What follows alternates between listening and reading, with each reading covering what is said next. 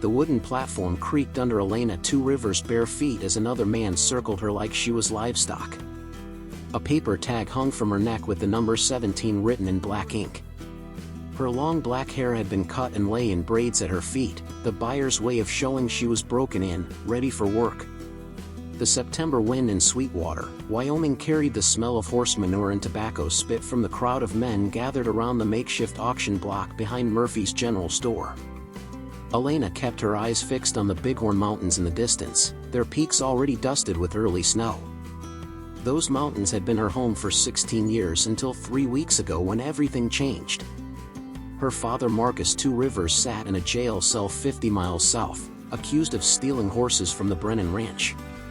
Everyone knew Marcus had never stolen anything in his life, but James Brennan's word carried more weight than truth in these parts. With her mother dead from fever 2 winters back and her father imprisoned, Elena became what they called a ward of the community. That was a fancy way of saying Caleb Dorson and his men could do whatever they wanted with her. Dorson stood nearby now, his silver watch chain catching the afternoon sun as he announced her qualities to the bidding men. 16 years old, strong as a mule, knows her way around horses and cattle. Been raised proper by mountain folk, so she won't give you trouble. Starting bid is $40. Elena's jaw tightened. $40. That's what her life was worth to these men. She thought about running, but Dorson's hired hands stood at each corner of the platform with their hands resting on their gun belts. She'd seen what happened to girls who tried to run. Mary Crowfeather had tried last month and came back with a black eye and a broken spirit. The bidding started slow. A rancher from Carbon County offered $45. A saloon owner from Laramie bid $50. Elena closed her eyes and tried to remember her mother's voice singing the old songs by their cabin fire. She tried to remember the sound of her father's laugh echoing across the meadow when he'd catch wild horses with nothing but patience and rope. $65. The voice belonged to a man with gray whiskers and clothes that smelled like they hadn't seen soap in weeks. Elena opened her eyes and saw him staring at her with a look that made her stomach turn cold. Going once for $65, Dorson called out, his voice cutting through the mountain air like a blade. That's when she heard the spurs. Slow, deliberate steps clicked against the wooden planks of the store's front porch. Every head turned toward the sound. A tall man in a worn brown coat stepped into view, his hat pulled low over weathered features. He moved like someone who'd spent years learning when to be quiet and when to make noise. His boots were scuffed leather, his hands calloused from real work, and his eyes held the kind of weight that comes from seeing too much of the world's ugliness. Jack Harlan had come to Sweetwater to buy grain and sell a horse. He'd heard about Dorson's auctions but had never seen one with his own eyes. Now he stood 30 feet away watching a girl with the bearing of mountain royalty being sold like a piece of equipment. Something about the way she held her chin up despite everything made his chest tighten with a familiar anger. He'd felt the same rage during the war when he'd watched good men die for rich men's mistakes. He'd felt it when corrupt officers sold army supplies while soldiers starved. He'd promised himself after Appomattox that he'd never again stand by and watch the strong devour the weak. Elena's eyes met his across the crowd. For a moment that stretched like forever, neither looked away. She saw something in his face that she hadn't seen in weeks. Not pity, not hunger, but recognition. Like he understood that she was a person, not a thing to be bought and sold.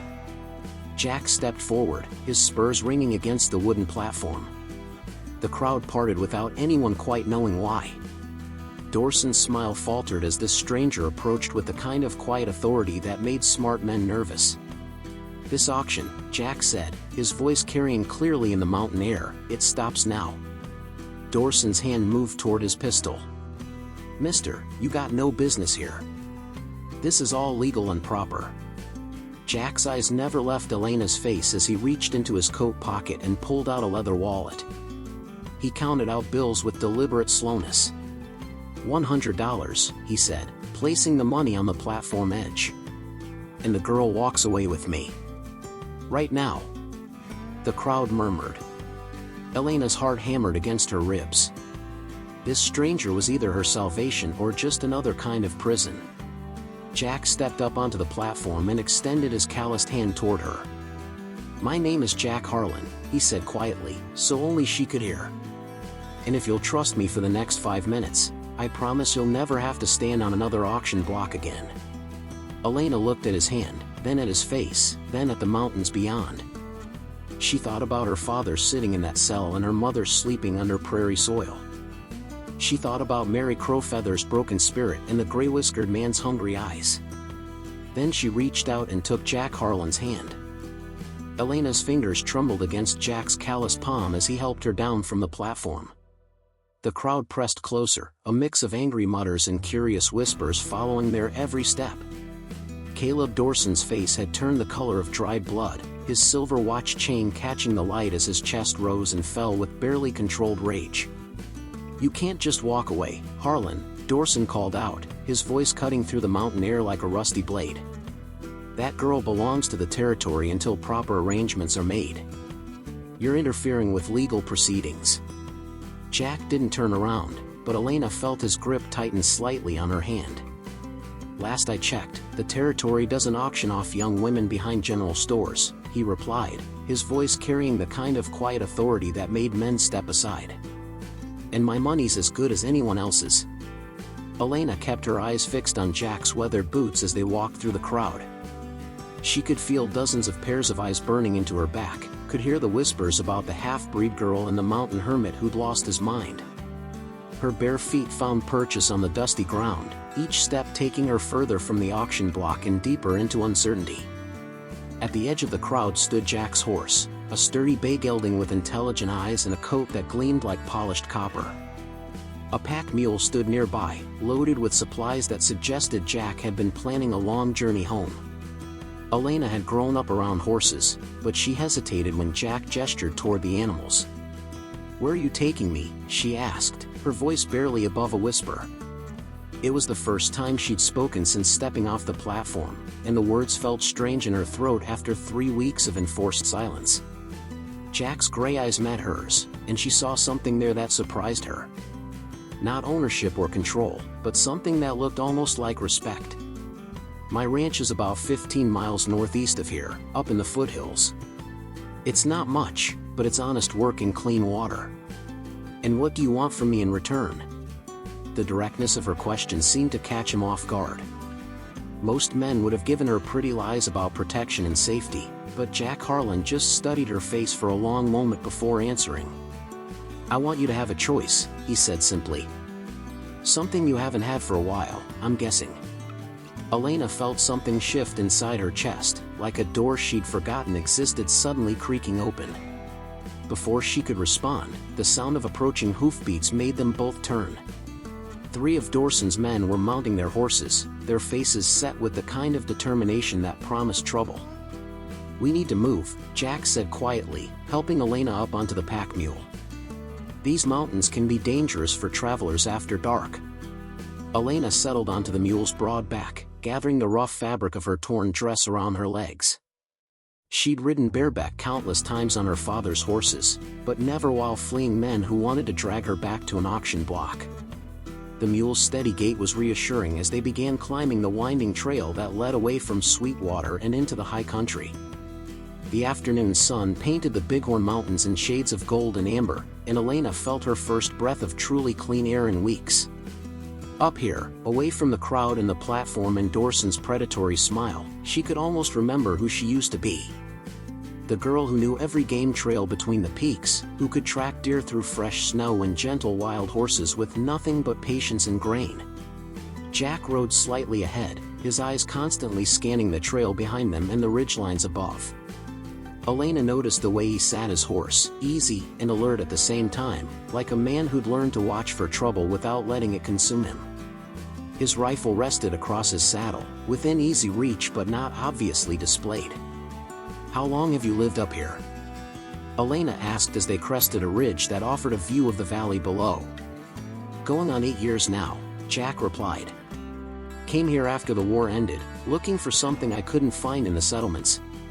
"What were you looking for?" Jack was quiet for so long that Elena thought he wouldn't answer. When he finally spoke, his voice carried the weight of old grief. "Peace," I suppose. A place where a man's word still means something and the strong don't automatically devour the weak. Elena understood that kind of searching. She'd spent 3 weeks dreaming of escape, of finding a place where she could exist as something more than property to be bought and sold. Looking at Jack's weathered profile against the mountain sky, she wondered if such a place actually existed. Behind them, barely visible on the trail below, 3 riders followed at a distance that suggested patience rather than urgency. Dorson's men were content to track them for now, waiting for the right moment to make their move. Elena didn't see them yet, but Jack did. And as they rode deeper into the mountains toward his ranch, he began planning for the confrontation he knew was coming. The sun was painting the western peaks orange and purple when Jack's ranch finally came into view. Elena's breath caught in her throat as they crested the final ridge. Nestled in a natural meadow surrounded by pine and aspen trees, the homestead looked like something from one of her mother's old stories about places where people could live free from the cruelty of the outside world. The main cabin was built from hand-hewn logs, weathered silver by mountain winters but solid as the bedrock beneath it. Smoke drifted from the stone chimney, suggesting warmth and the promise of a real meal. A barn stood nearby, well-maintained and spacious enough for a dozen horses. Elena could see several animals in the adjacent corral, their coats gleaming in the fading light. "It's not much," Jack said, following her gaze, "but it's honest." Elena slid down from the pack mule before he could help her, her legs unsteady after the long ride. She walked a few steps toward the cabin, then stopped and turned to face him. "Why did you do it? Back there in town, why did you help me?" Jack dismounted and began loosening the cinch on his horse's saddle. For a moment, Elena thought he might not answer. When he finally spoke, his voice carried the weight of old memories. "During the war, I saw too many good people get ground up by others who had more power, more money, more influence. After Appomattox, I promised myself I'd never again stand by and watch the strong prey on the weak."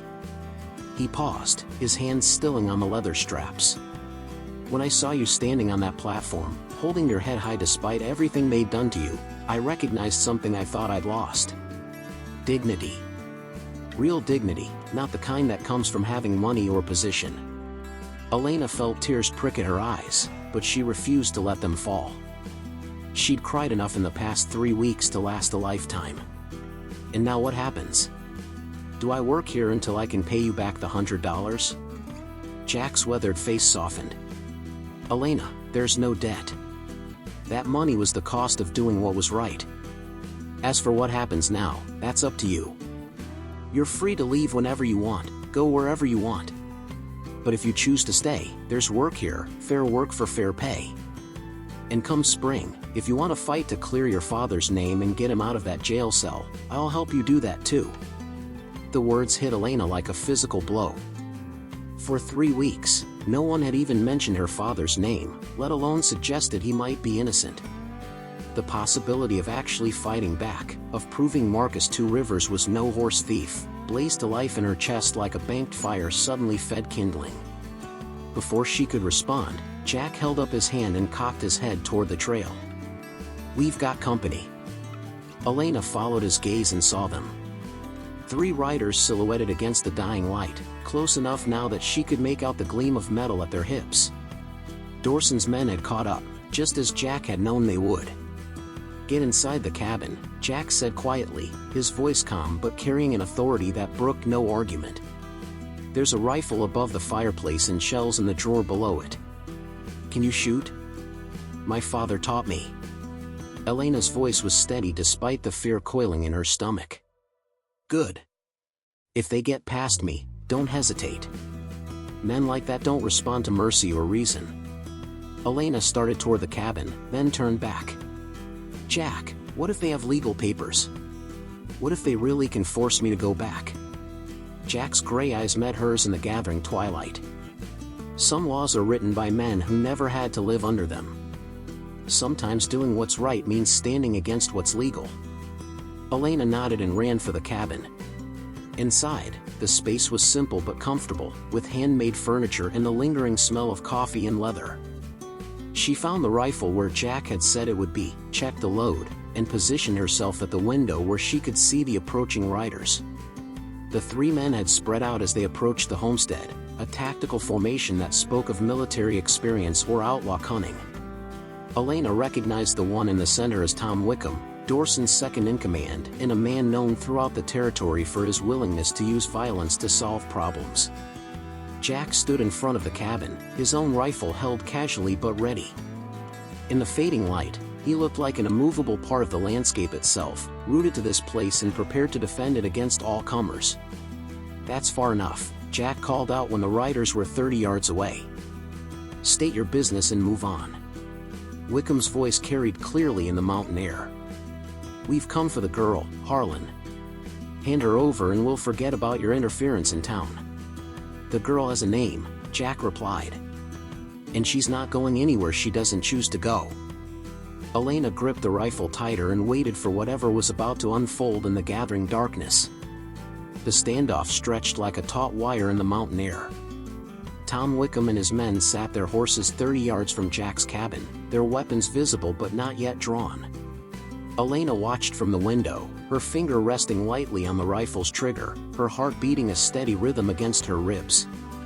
"You're making this harder than it needs to be, Harlan," Wickham called out. "The girl belongs with Dorson until proper arrangements can be made. You're harboring stolen property." Jack's voice carried across the meadow with quiet authority. "Elena Two Rivers isn't property, Tom. She's a human being with the right to choose her own path. That auction was illegal, and you know it. Legal or not, you interfered with territorial business." Wickham's hand moved closer to his pistol. "Dorson wants her back, and he's willing to pay well for her return." Elena felt something shift inside her chest. For 3 weeks, men had talked about her, around her, and over her, but never to her. They'd treated her like cargo to be moved from place to place. But now, watching Jack stand firm in defense of her dignity, she realized something had changed. She wasn't cargo anymore. She was Elena Two Rivers, daughter of Marcus Two Rivers, and she had a voice. Without thinking, Elena stood and walked to the cabin door. Jack's eyes widened as she stepped outside, still carrying the rifle but with her chin raised in a gesture that reminded him of mountain royalty. "I can speak for myself," Elena said, her voice carrying clearly in the evening air. "My name is Elena Two Rivers. My father is Marcus Two Rivers, and he never stole anyone's horses. James Brennan lied to get him thrown in jail, and Caleb Dorson used that lie to steal me from my home." Wickham's horse shifted nervously as if sensing the change in the air. "Girl, you don't understand the situation you're in." "I understand perfectly." Elena's voice grew stronger with each word. "I understand that you work for a man who makes money selling young women into servitude. I understand that you came here expecting to drag me back like a runaway horse. But I'm not going anywhere with you." She raised the rifle, not pointing it at anyone but making her position clear. "Mr. Harlan offered me a choice, something none of you ever did. I choose to stay here. I choose to work for honest pay. And come spring, I choose to fight to prove my father's innocence." Jack felt pride swell in his chest as he watched Elena claim her own power. This was what he'd seen in her eyes back on that auction platform. Not just dignity, but strength. The kind of strength that could rebuild a life from nothing and stand against any storm. Wickham seemed to realize that the situation had shifted beyond his control. A frightened girl was one thing, but a determined young woman with a rifle and a man like Jack Harlan backing her was another matter entirely. "Dorson won't let this stand," Wickham said, but his voice had lost its earlier confidence. "Then tell Dorson he's welcome to come discuss it with me personally," Jack replied. "But bring a lawyer, not gunmen. Because Elena's right about the auction being illegal, and we both know it." The three riders exchanged glances. After a long moment, Wickham wheeled his horse around. "This isn't over, Harlan." "Yes, it is," Elena called after them. "It's over because I say it's over." The men rode away into the gathering darkness, their silhouettes quickly swallowed by the mountain shadows. Elena lowered the rifle and turned to face Jack, her eyes bright with something that looked like hope. "Thank you," she said simply. Jack nodded, understanding that she was thanking him for more than just the confrontation. "You didn't need my help back there. You handled that like someone who knows her own worth." Elena looked out at the mountains where she'd grown up, then back at the cabin that might become her new home. "I forgot for a while, after everything that happened. But you reminded me who I am." Jack smiled, the first genuine smile Elena had seen from him. "Partners, then? You help me run this ranch, and I help you clear your father's name?" Elena extended her hand, and Jack shook it with the solemnity of a business contract and the warmth of family. As the stars began to appear over the Bighorn Mountains, Elena Two Rivers was finally free to choose her own destiny. And for the first time in 3 weeks, she chose hope. What an incredible journey this has been. Did Elena's story touch your heart? If you enjoyed watching her transformation from a girl being sold to a woman claiming her own power, please give this video a thumbs up and subscribe to our channel for more inspiring stories of courage and redemption. What part of Elena's journey resonated most with you? Share your thoughts in the comments below. We love hearing from our community about which stories move you the most. Hit that notification bell so you never miss our latest uploads, and thank you for being part of our storytelling family.